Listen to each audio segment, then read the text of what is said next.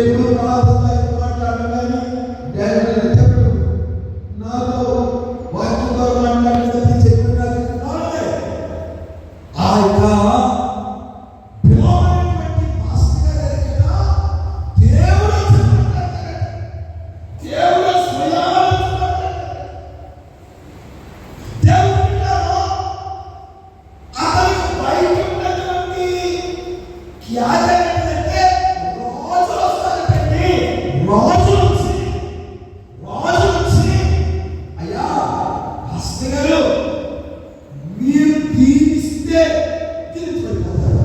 మీరు శపిస్తే నాశనమైపోతారు.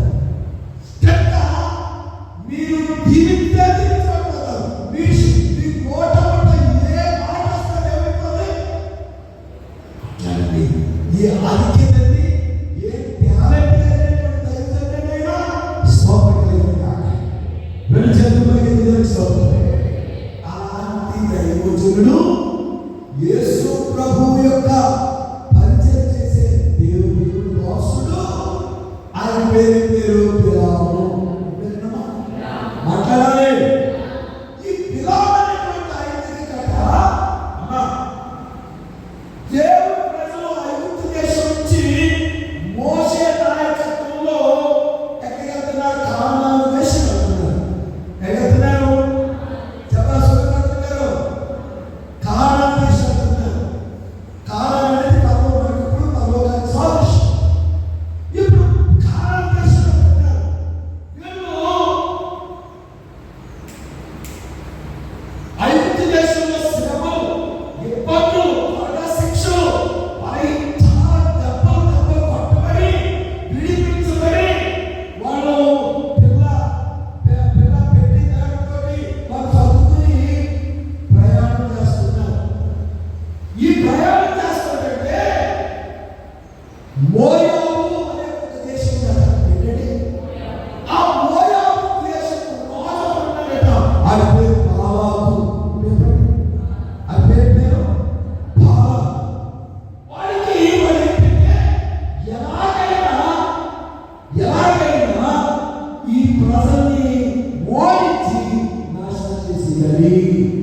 ఈ ప్రజలు ఓడించి ఇప్పుడు ఈ ప్రజలు దేవుని చేత విడుదల చేయబడి మోషే నాయకత్వంలో ఎర్ర సముద్రం దాటి అరణ్యం ఉన్న స్వంత దేశానికి చెప్పాలి. ఇలాంటి సమయంలో ఎలాగైనా సర్వనాశనం చేసేయాలని కంకణం కట్టుకున్నాడు. ఎవరు? మోయాబు రాజు.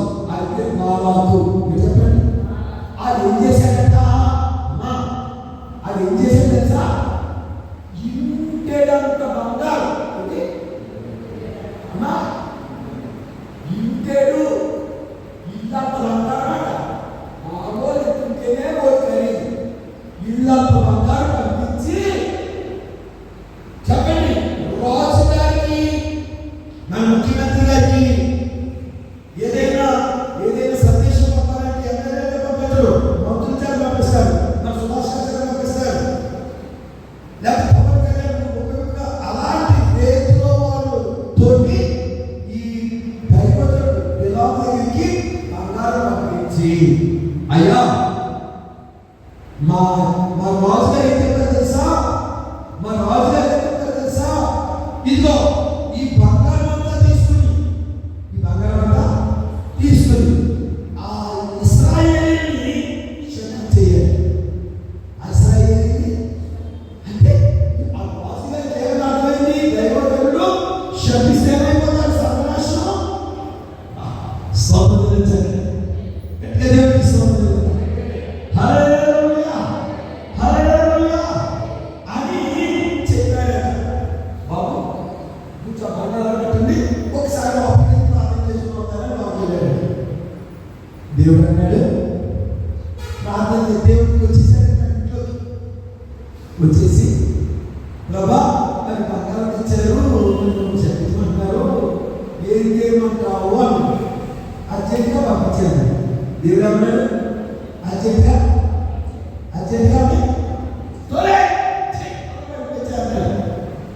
బయటకు వచ్చాడు. దేవుడు ఒప్పుకోవట్లేదు, నేను రాను.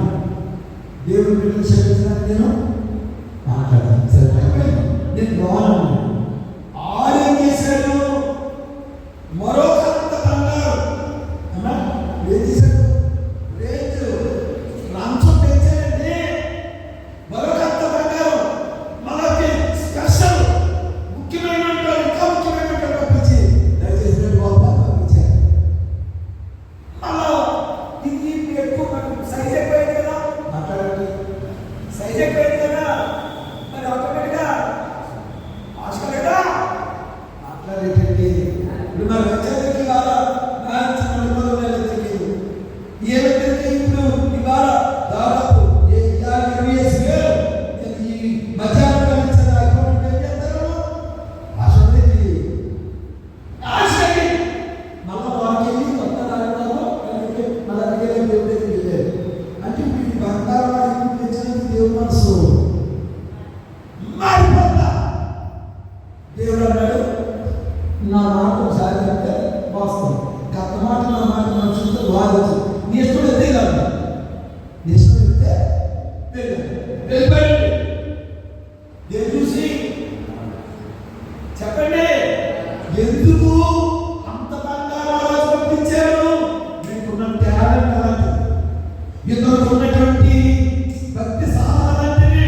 ఇతరు మాట మాట్లాడగా శపిస్తే నాశనం అయిపోతారు, తీరిస్తే అతను మాటించి ఏది పలికితే ఏమైపోతుందా? ఆ ఏంటంటే దేవుడు వచ్చి మాట్లాడుతున్నట్టు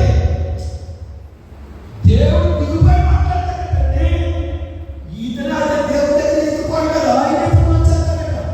ఏమి పరిశుద్ధత, ఏమి యథార్థత, ఏమి భక్తి, స్తోత్రం కలిగిన గాక. ఇప్పుడు దేవుడు వద్దన్నా సై చూసి వెళ్తున్నాడు. ఎందుకంటే ఇప్పుడు దైవానికి కదా కొన్ని పద్ధతులు ఉంటాయి. మొదట ప్రార్థన, తర్వాత పాటలు, తర్వాత ఆరాధన, తర్వాత వాక్యం, తర్వాత సాక్ష్యాలు, వాక్యం, తర్వాత సందర్భాలు ఉంటాయి కదా. ఇప్పుడు ఈ రోజు బాలాకు ఎవరు ఈ దినమైనటువంటి ప్రవక్తని ఇదో నిన్ను ఎవరు శపించారో తెలుసా? అది ఎత్తైన కొండ తీసుకెళ్ళాడు. ఎత్తైన కొండ తీసుకెళ్ళాడు. బాబా ఇప్పుడు ఇక్కడ నేను పూజా కార్యక్రమాలు చేశాను, నేను శపిస్తాను అని ఒక్కొక్క దగ్గర 7 బలిపీఠాలు కట్లు కావాలి, కావాలి, కూరలు కావాలి, అవన్నీ వదిలించి దేవుడికి రావాలి అనిపించారు.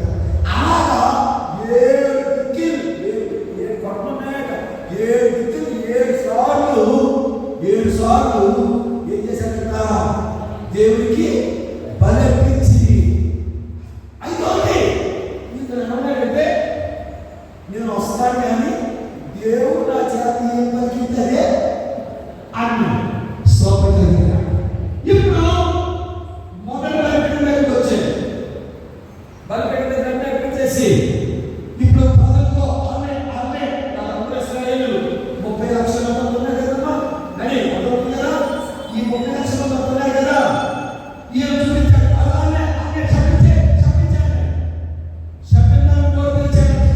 డోర్ తెరగానే దేవుడు మిమ్మల్ని దీవించును గాక, దేవుడు మిమ్మల్ని ఆశీర్వదించును గాక.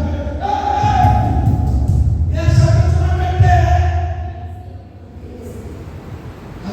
నేను శపించింది కదా.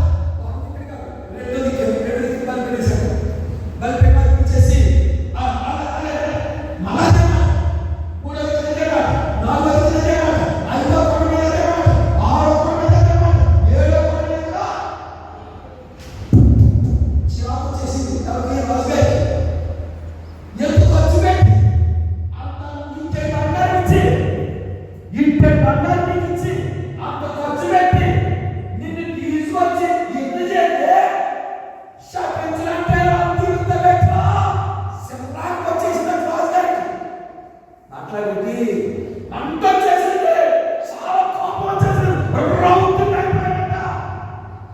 భాషలో మాట్లాడుతుంటే మాట్లాడలేదు ఇప్పుడు అప్పుడప్పుడు మౌనంగా నువ్వు సంగీతంగా ఏమి లేకపోతే నిలబడిపోతుంటే అప్పుడు నీలో చూసాం హార్ట్ ఎక్కువ మాట్లాడుతున్నాడు ఇప్పుడు చదవాలన్నమాట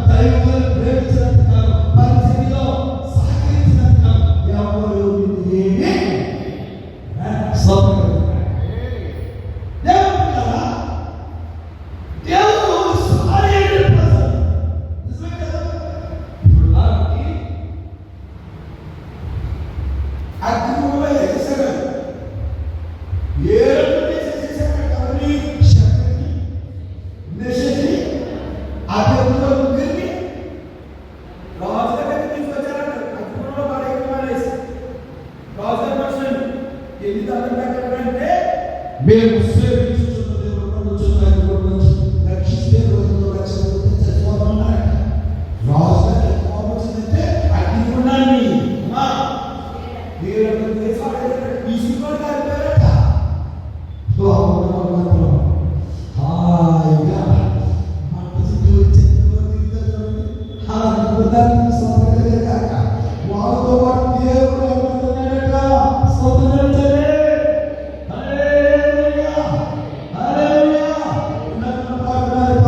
నీకు నాలో ఉన్నావయ్యా, నాకు భయమేలా. విడిచేతో బయట హల్లెలూయా హల్లెలూయా. ఎక్కడ దేవుడి స్తోత్రము. సింహాలనే దరిద్రులు పోతున్నారు. ఉదిరిపోయి సంతోషం చెప్పారు. రాజు హాయిగా పోయారు. ఎలా జాబ్ వచ్చి దానియాలు దేవుడిని రక్షించాలని దేవుడికి స్వామి రాజా దేవుడు సింహాలను మించి తీశారు. దేవుడి తోడుగా ఉన్నంతకాలం ఎవరు ఏది చేసినా నీకే కీడు.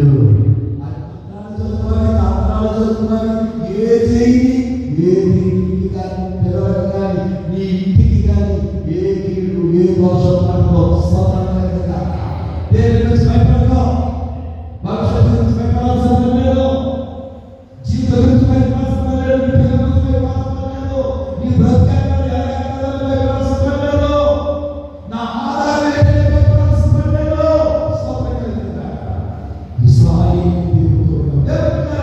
ఎందుకు దేవుడు కాకుండా అంతగా ఒక దేవుడు వచ్చి మాట్లాడేటువంటి పాస్టర్ గారు రాజు కూడా వచ్చి దండం పెట్టి బాబు మా కులరందరినీ కోరుకునేటువంటి దైవజనుడు మాట్లాడి శపించబడ్డ శాపం లేదు. అంతగా ఇశ్రాయేలులో ఉన్నటువంటి ఆ మధ్య రాష్ట్రంలో ఒకటే ఒక విషయం చెప్తాను. చెప్తారు చూద్దామా. 23వ వచనం చూద్దాం. 23వ వచనం 27వ వచనం 27 అమ్మా రోజు యొక్క వారిలో ఉన్నది అమ్మా ఐగుప్తులో నుండి వారిని రెండు చేతులపై దేవునికి స్తోత్రము. హల్లెలూయా. నెంబర్ 1 మీరు చెప్పేటువంటి మొదటి ఏంటంటే ఎందుకు ఒక దైవజనుడు దేవుడు వచ్చి మాట్లాడినా మా దేవుడు తన ఇంటికి వచ్చి మాట్లాడే దైవజనుడు, రాజు వచ్చి పరిపాలించుకునేటువంటి దైవజనుడు ఏ మాట మాట్లాడితే ఆ మాట జరిగిపోతుందట. శపిస్తే శాపం జరగక, ఆ దీవిస్తే ఆశీర్వాదం జరగక అలాంటి దైవజనుడు దేవుడు కాదా? దేవుడు కాదా? అలాంటి దైవజనుడు శపించినట్టు ఆ దీవెనే ఇశ్రాయేలులో ఉన్న లక్ష్యం ఏంటంటే వారు ఐగుప్తు నుంచి బయటకు తీశారు. వారు ఐగుప్తు నుంచి ఏం చేశారు? ఐగుప్తు నుంచి మాట్లాడారు. ఐగుప్తు నుంచి వారు అయ్యా చంపేశారు. చూడాలి వారు ఐగుప్తు నుంచి ఏం చేశారు? బయటికి వచ్చేసారు. స్వాతంత్రంగా ఐగుప్తులో ఏముంది? దాస్యం ఉంది. ఐగుప్తులో ఏముంది? చాలా సాధారణ సంబంధమైన కార్యాలు ఉన్నాయి.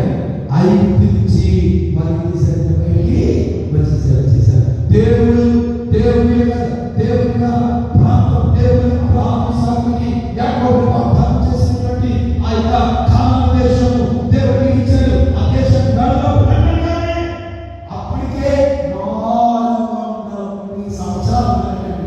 ఎన్ని సంవత్సరాలు ఉన్నాయంటే ఆ దేశం ఎన్ని సంవత్సరాలు ఉన్నా ఆ తాత మాట్లాడండి. 430 సంవత్సరాలు ఉన్న వాళ్ళు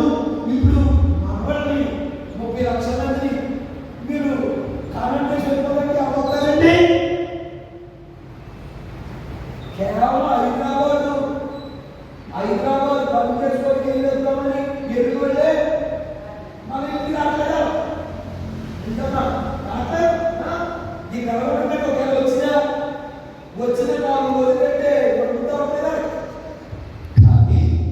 కానీ వీళ్ళక 430 సంవత్సరాల క్రితం నుంచి వాళ్ళ ఇంట్లో అంతస్తులు అన్ని విడిచిపెట్టి వచ్చేసారు బయటికి.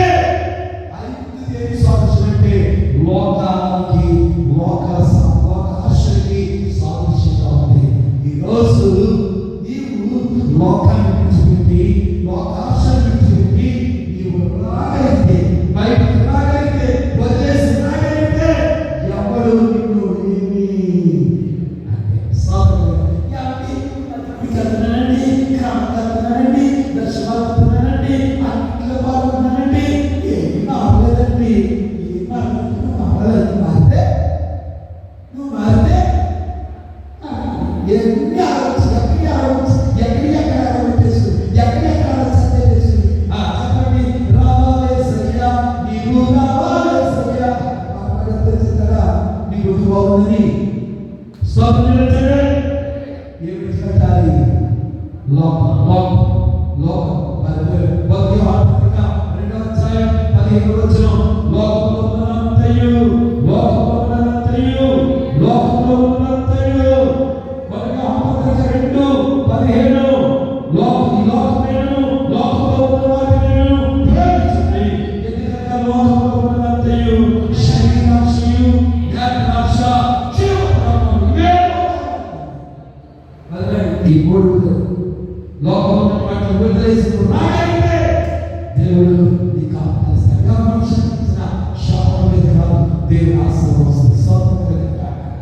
చేతులు పైకి నీ వ్యాపారం కాలేకపోతున్నా, నీ అనుకున్న ఆశయాలు ఎండిపోతున్నాయా, నీ ఉద్దేశాలు ఎండిపోతున్నాయా, అవకాశం రావట్లేదా, ముందుకు వెళ్ళగలుగుతుందా, యేసు పడిపోతుందా, ఓటమిపోతుందా, నెయ్యిలో వేసాడు ఓటమిపోతుందా, ఓటమి ఎదురుగా వస్తుందా, లోకాన్ని వస్తుందా. దేవుడికి రాగలిగితే నా దేవుడు ఈ రోజు నుంచి ఒక నూతన కార్యము అనుకుంటున్నాను చేయబోతున్నాడు.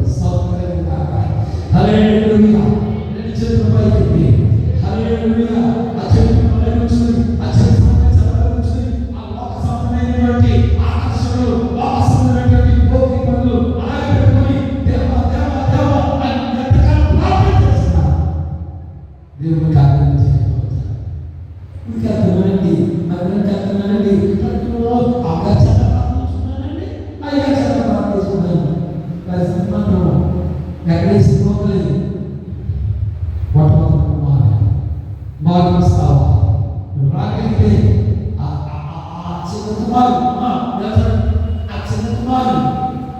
చిన్న కుమారుడు నాన్న దగ్గర వాటికి సుఖం వెళ్ళిపోయాడు, నగరేశాడు, పొద్దున్నే వెళ్ళాడు. కానీ మరి గుర్తించినప్పుడు తండ్రికి వచ్చాడు. తండ్రి వారు రావడం వారి ఇంకా దూరం ఉన్నప్పుడే పరిగెట్లు ముందే తెలిసింది. వారి ఇంటికి తీసుకొచ్చి కొత్త బట్టలు వేసి స్నానం చేసి కొత్త బట్టలు వేసి మొగ్రం పెట్టి చెప్పండి కిరీటం పెట్టి చెప్పండి జోడేసి గొప్ప వీధి చేసేసాడు. స్తోత్రం.